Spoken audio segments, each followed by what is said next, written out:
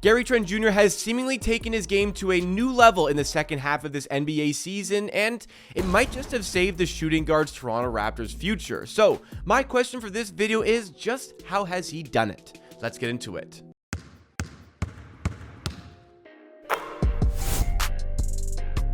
This is Amateur Sports, the YouTube channel dedicated to Toronto Raptors news coverage and analysis, and videos like this, as well as live stream watch parties for every Raptors game. Yes, even amidst the tank going on at the current moment. So if you like what you see from today's video, then make sure you do hit the like button. It does support the channel, and subscribe to the channel. We're less than 50 subs away from 17,000 here, and not only do you get the great Raptors content in return, but when we do hit that milestone, we're giving away 2 Raptors jerseys into the community. It's a great time to join the Amateur Hour Army. But today's video is all about Gary Trent Jr. and how he's managed to take his game to a new level in the second half of this NBA season. And this is a new level that might have just saved his Toronto Raptors career, because earlier on in the season, we saw the levels from Gary Trent Jr. completely plummet to where we've seen it previously. In his first couple years with the Raptors, he's looked like a pretty comfortable 16, 17, 18, possibly even 19 points per game player, and still very young while he was doing it, and seemingly was going to continue to grow. Like, Gary Trent Jr. was regarded as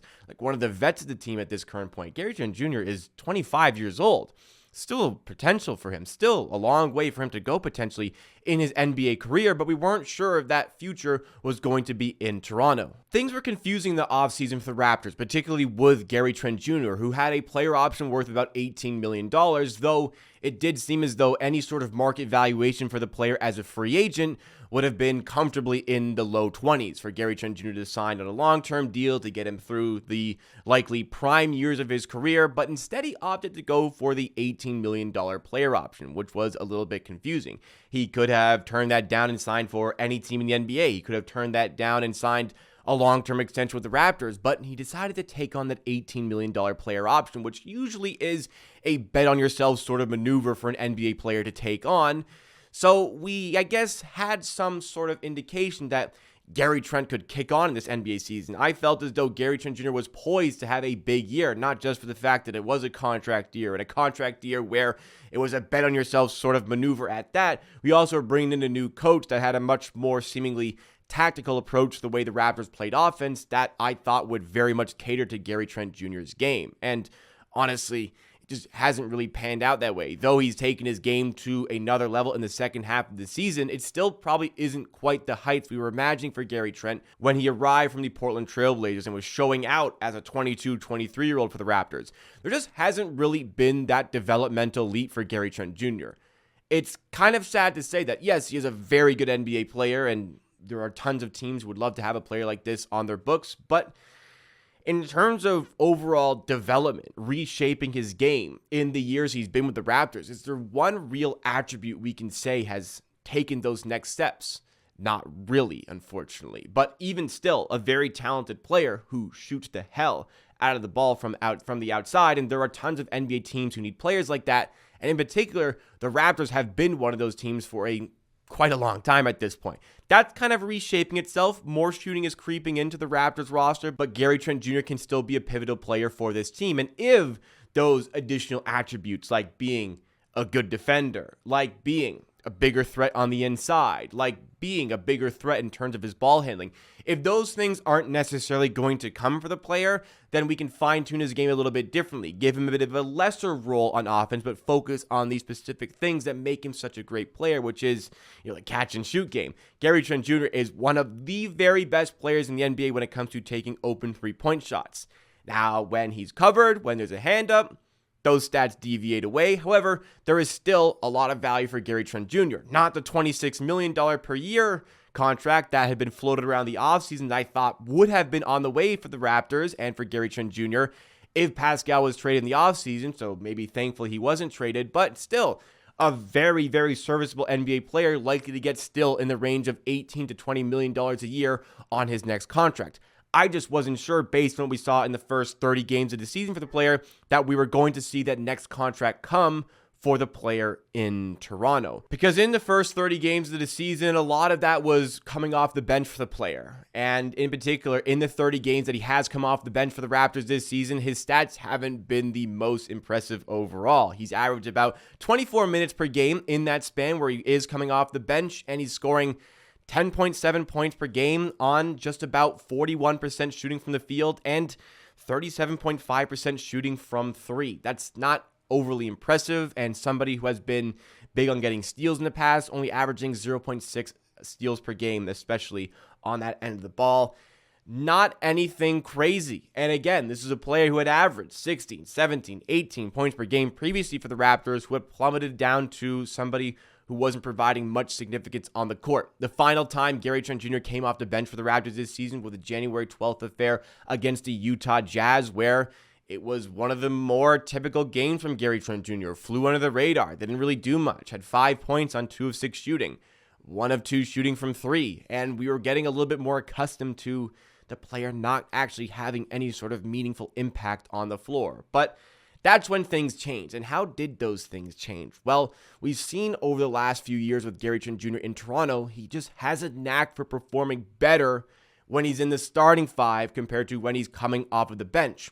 And that was the last time Gary Trent Jr. played a game for the Toronto Raptors with Pascal Siakam as his teammate. Gary Trent Jr. missed the next game against the Boston Celtics, which was Pascal Siakam's final game for the Raptors. So when the Miami Heat rolled into town on January 17th, Gary Trent Jr. started for the Raptors and has been a starter in every game that he has featured for the Raptors since that point. And what a turnaround for Gary Trent Jr. when he started, because in this game against the Miami Heat, the Raptors win by 24 points. Gary Trent Jr. leads the way with 28 for the Raptors on 10 of 13 shooting. And since Gary Trent Jr. has become a starter for the Raptors, his stats have completely turned around. He started a few games at the start of the year just when players were injured, but in the 31 games that he has played as a starter this season, he's jumped up to 14.6 points per game in 30 minutes of play time, 1.4 steals, and, points per game, steals per game, those stats go up with a bit of an increase in minutes, like an extra 6 minutes per game. Yeah, it's somewhat significant, but now all of a sudden,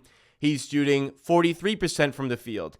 Now all of a sudden, he's shooting 43% from 3. So what has changed for Gary Trent Jr. to showcase statistics like this? Well, I think part of it is, as the season has gone on, the Raptors offense has just gotten a little bit better. We've had players that more so fit into the way Darko Rajakovic is kind of forcing this team to play. Wanted to play a certain brand of basketball to start the season. Didn't have the players to do it. Didn't change, just stuck to his guns. Wanted to play that sort of style of basketball no matter who was on his team. So as the Raptors have kind of catered towards that a little bit more, with Emmanuel quickly coming into the team, with RJ Barrett coming into the team, the Raptors offense as a whole has gotten better. And I think that's aiding Gary Trent Jr. with the overall floor spacing and his understanding of what his role within this roster is going to be. That being said, Gary Trent Jr., is there enough here for this player to be a consistent starter for this team going forward? Because I'm sick of really having these sorts of arguments around Gary Trent. In the lineup to start the season for the Raptors had Siakam, they had Barnes, they had Schroeder, they had OG, they had Pirtle. Not really a lot of space for Gary Trent to start in that team. Like, who would you take out? Would you take out Dennis Schroeder? A lot of people would, but then you have no point guard in the lineup. Sure, you could put Scotty Barnes there, but you really do want to be having a true point guard in your starting 5. Well, then you want a shooter as well, so who do you take other than that? You're not going to take out OG Anunoby, you're not going to take out Pascal Siakam, you're not going to take out Scotty Barnes, you're not going to take out Jakob Poeltl, because we've seen without Jakob Poeltl for the Raptors this season, they're atrocious. He's a very good rim protector and a necessary part of the team, so there's no space for Gary Trent Jr. in the starting 5. And the fact that Gary Trent Jr. performs better as a starter than as a bench player should not put yourself in a position where you're forced to start him. Like, the conversation shouldn't be, why does Gary Trent Jr. perform better as a starter? The conversation should be, why does Gary Trent Jr. perform worse when he's coming off of the bench? Because the reality in Toronto right now is Gradey Dick is on the rise, and he's a shooting guard who's probably worth giving a look in taking over that starting shooting guard position for Gary Trent Jr. when the team is fully healthy, hopefully, going into the next season. So, if you do want to focus on your young star, Gradey Dick, and you do want to move Gary Trent Jr. to the bench, one could only expect that these stats that have been relatively consistent in his 3 full seasons with Toronto, including this one, where his stats just are not the same when he's coming off the bench compared to when he's a starter for this team. Like even in the days with Nick Nurse, where you're actually staggering starter minutes and you're not just playing 4 bench players on the floor at the same time with 1 starter, where spacing might be a bit more limited under Darko Rajakovic. Even in the Nick Nurse days, like these sorts of statistics would once again present themselves. He just simply performs better as a starter. He just has that knack to do that. So if he's not good enough to be a starter, which perhaps on a team that's a little bit more serious, I'm not sure if Gary Trent Jr. super fits into that group. He's a nice complimentary 5th man sort of player, but I don't know if the Raptors are in the position right now where they can have that sort of role carved out for a player. That's where the difficulties arise going forward for Gary Trent. So what's changed for Gary Trent this season? Well, he's been starting games now. I think that there is, I don't want to just simplify it to he's starting versus he's not starting. That's a difference in statistics. The team has sharpened up offensively. He's playing with the starters. Therefore, he's playing less with bench players because Darko's strategy for benches this season have been all 4 bench players on with 1 starter. Very rarely would that 1 starter be Gary Trent Jr. But if he's coming off the bench, he's surrounded by an overall inferior cast of players than he would be when he's in the starting 5 playing with better teammates. Better teammates take more attention from the defense. More attention from the defense means more space on the outside for Gary Trent Jr. to operate. So I think there's been a simplification of his game since the start of the season. He's more focused on shooting the 3 ball, the open threes, not as much of taking guys off the dribble, not as much as taking guys to the rim.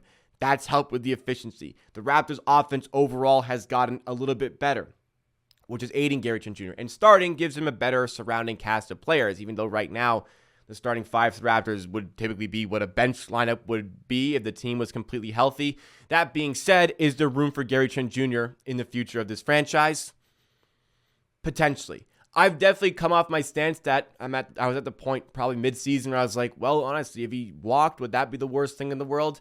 It wouldn't be the worst thing in the world. However, at this point, you don't want to lose that sort of valuation. Gary Trent Jr. is a solid player, and he has a place in the NBA, and I think he does have a place in the Raptors going forward. Would be even better if he could come off the bench successfully, but there is a role for him somewhere out there. So if the Raptors can capitalize on this asset, bring him back to the team on an $18 to $22 million contract per year, they have options down the line of trading him if they want to do that. But losing him for free wouldn't really solve anything overall. That being said, next season, my preference would be if the team is completely healthy, based on who is likely to be on the roster next season, Gradey Dick would be my starting shooting guard. Gary Trent once again would be relegated to the bench, where we would have probably these same sorts of conversations about why Gary Trent Jr. can't perform as well off the bench like he does as a starter. And maybe that's when some more trade conversations do creep in. But what do you make of Gary Trent Jr.'s game overall? What's been the biggest difference when he starts versus when he comes off the bench? And how much would you pay him in the offseason, if anything, to stay in Toronto? Give me your thoughts and opinions in the comments down below, because that's it for me for today. Drop a like if you did enjoy. Subscribe to the channel because we're very close to 17K, thus very close to the double Raptors jersey giveaway. I'll see you guys again next time for another video.